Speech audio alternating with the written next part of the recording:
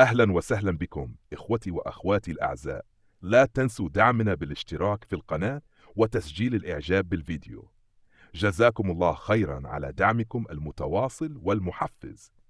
الأجواء لا تزال مستقرة نسبيا حتى هذه اللحظة، ولكن اضطراب جوي يقترب شيئا فشيئا من أجواء المملكة. نعم، تشير المؤشرات الجوية إلى ازدياد فرص تساقط الأمطار خلال الأيام القادمة بمشيئة الله تعالى، ومن المرتقب أن تأثر عدة مناطق بأمطار محلية متفرقة قد تكون غزيرة أحيانا في بعض النطاقات، مع احتمالية هبوب رياح نشطة ورعود متفرقة.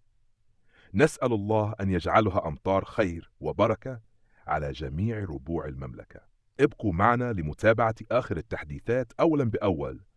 المناطق المعنية كافة جهات المملكة تقريبا. الفترة الزمنية ابتداء من الليلة وطيلة الأيام القادمة.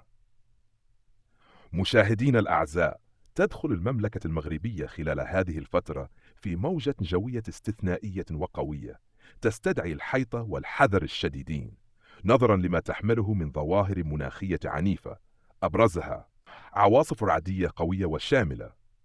من المنتظر أن تضرب عواصف رعدية كثيفة مناطق متعددة من البلاد بدءا من الليلة، حيث تشمل المناطق طنجة، تطوان، العرائش، شفشاون، وزان، فاس، مكناس. الوسط الدار البيضاء، الجديدة، سيدي بنور، مراكش، خريبكة، سطات، بن سليمان. كلميم، طاطا، تزنيت، طانطان، السمارة، الداخلة. الشرق وجدة، بركان، تاوريرت، جرادة، الناظور، الحسيمة. هذه العواصف ستصاحبها أمطار رعدية غزيرة جدا مع احتمال فيضانات في الأودية والمناطق المنخفضة.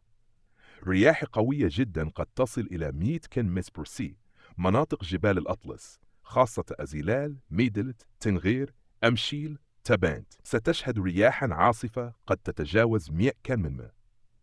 المناطق الجنوبية والشرقية مثل ورزازات وطاطا وزاكورة ستشهد زوابع رملية تؤدي إلى انخفاض مدى الرؤية.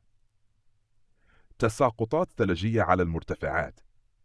جبال الأطلس الكبير والمتوسط مرشحة لتساقطات ثلجية كثيفة، ما قد يؤدي إلى انقطاع بعض الطرق وصعوبة في التنقل. تراكمات مطرية كبيرة تصل إلى 90 ملم أو أكثر. وفق توقعات النماذج العالمية، فإن تراكم الأمطار في بعض المناطق قد يتجاوز 90 ملم، خاصة في السهول الشمالية والغربية، مما يرفع درجة الخطر إلى المستوى البرتقالي وربما الأحمر.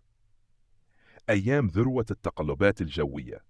الجمعة، اشتداد العواصف الرعدية على مناطق الوسط والشمال. السبت والأحد، توسع دائرة الأمطار الغزيرة والرياح إلى أغلب جهات المملكة. الاثنين، الأربعاء، استمرار الأجواء الممطرة والغير مستقرة مع فترات انفراج مؤقت.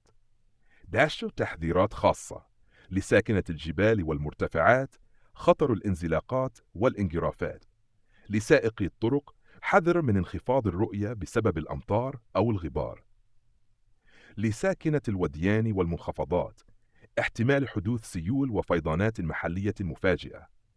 للقطاعات الفلاحية، ينصح باتخاذ الاحتياطات لحماية المزروعات والماشية. التوصيات الرسمية للمواطنين: تجنب التنقل غير الضروري في الأوقات الحرجة. متابعة نشرات الطقس والتحذيرات الرسمية بشكل دوري. تأمين المنازل من تسرب المياه والرياح. التعاون مع السلطات المحلية في حال الطوارئ. ختاماً، ندعوكم لمتابعة نشرتنا الجوية اليومية عبر القناة للإطلاع على كل جديد، فالأيام القادمة تتطلب يقظة جماعية وتعاونا مجتمعيا من أجل السلامة العامة. ولا تنسوا دعمنا بالإعجاب والاشتراك ليصلكم كل تنبيه وتحذير في حينه. والسلام عليكم ورحمة الله وبركاته.